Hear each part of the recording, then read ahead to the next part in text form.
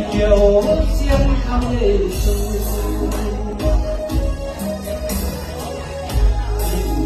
giây thu mùi vui nhiệt xuống xiên lê du hay thuộc vào lùng ôi thì thua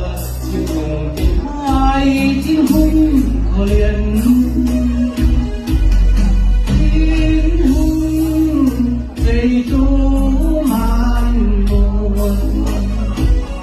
mong nhà ta suốt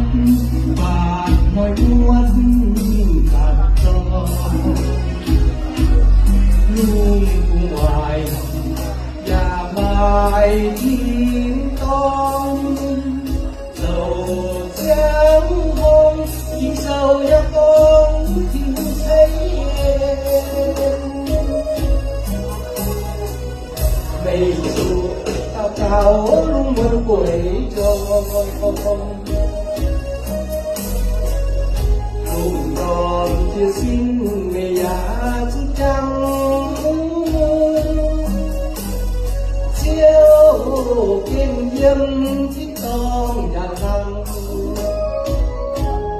tiếng xây trăng